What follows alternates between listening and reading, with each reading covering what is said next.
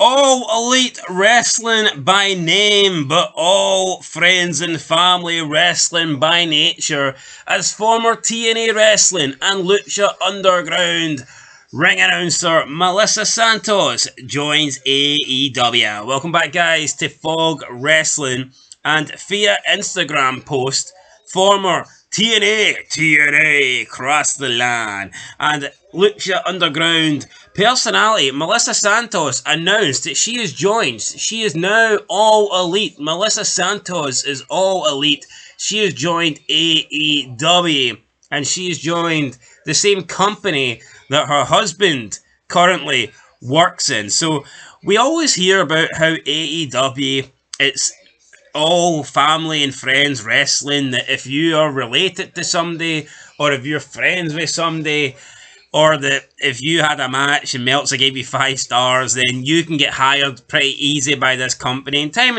again, we see that appears to be the case. And this looks to be another example of that. You're married to Brian Cage, even though Brian Cage is doing nothing in AEW, you can get in. Like, I'm not saying that's never happened with WWE, but back in the day, or even maybe the current day, if you were in WWE, to get somebody to get a family member or a friend in, you had to be at least somewhat over. You had to be near the top of the card.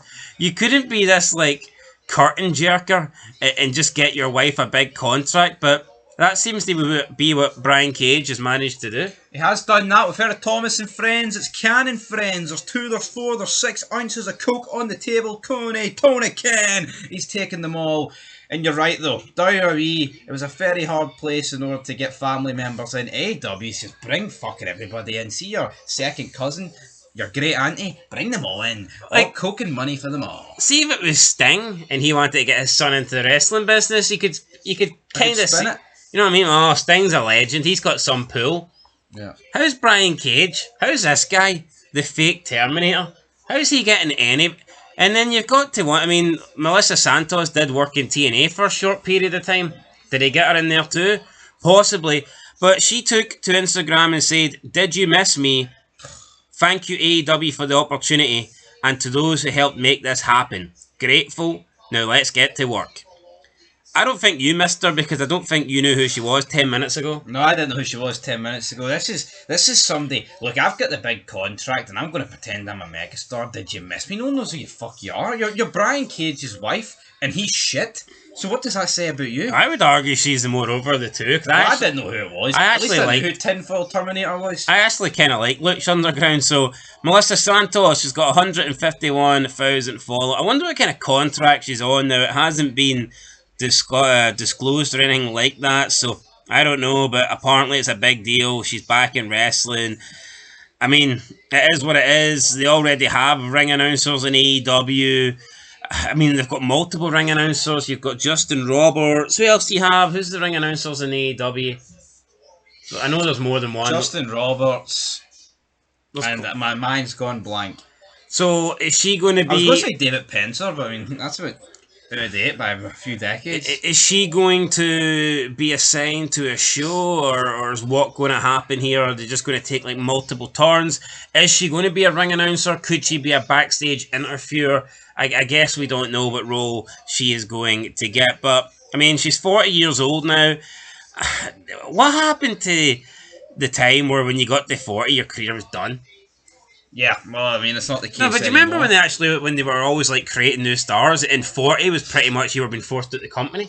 Yeah. Even you look across the board now, AEW, WWE, TNA, like a lot of the main eventers are in their 40s. Yep. Damian Priest is like 42 or something like that. Even the TV hosts and the personalities backstage are old.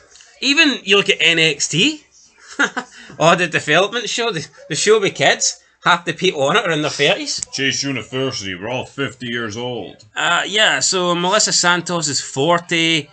It just seems too old to... Oh, that's ageist. No, it's like Maria Kanellis claiming that she's been held back because of her age. I mean, that's always happened in wrestling. That's always happened in any sort of entertainment thing. You know, once you get older, they want the next thing in. I mean, it is what it is. If you couldn't get over when you were younger, then that's not That's no one else's fault but your fucking own. It is. She's from Nicaragua. Didn't actually know that. I thought she was Mexican, but no, she is from Nicaragua. So anybody cares, there you go. But I mean, yeah, Melissa Santos coming in.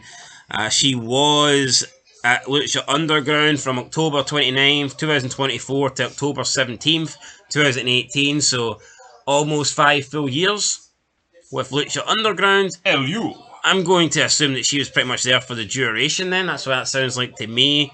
And then Impact, she was there for almost, 11 months. Don't know why she only lasted 11 months, but... Brian Cage left after 11 months. Yeah, so...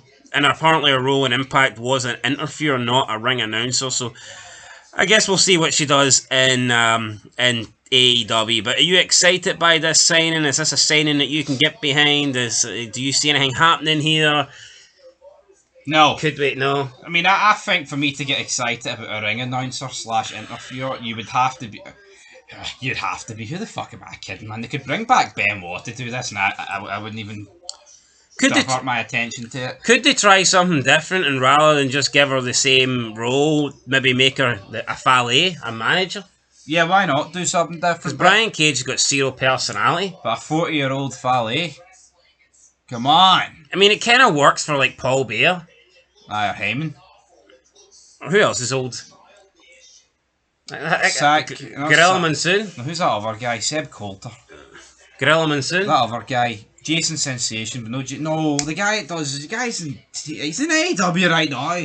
It's dumb. John Moxley near killed him. Oh, the guy with the tank? Callis. Aye, what's the other guy? Jake the Snake? Aye. Yeah, so... It works for men, I think. I don't think it works for women. Well, that's sex. It's what's fucking reality, alright? No, but here's why it doesn't work, right? Because see, a lot of men get popular, a lot of men get over because of their ability. Whereas a lot of women solely get over because of their looks. So therefore, when women get older and their looks fade, that's why the opportunities dry up. Like, let's pretend that Shawn Michaels wasn't the greatest in-ring performer of all time, and he was the Heartbreak Kid Shawn Michaels, right, the sexy boy, but he absolutely sucked in the ring, and he was crap, he couldn't go, but he got pushed anyway because of his looks, right? See, when he went bald and his one eye started fucking looking in the other direction, do you think he would have still been a main eventer? Or do you think Vince would have went, nah, hold on here, you only got pushed because of your looks, and now your looks have faded? So that's kind of how it works. I actually think with Shawn Michaels, say his looks faded in 2002, I think he wouldn't have come back. I think Vince would have fucked him at the door. Who's this imposter? I think Vince would have been like, I'm not double dipping with this guy anymore. Would Michael Hickenbottom appeared in the Impact Zone? Maybe. Anyway, Melissa Santos once appeared in the Impact Zone, and now she's going to appear at AEW Collision, and probably in front of less people. So yeah, we'll catch you in the next one, guys. Till then, peace.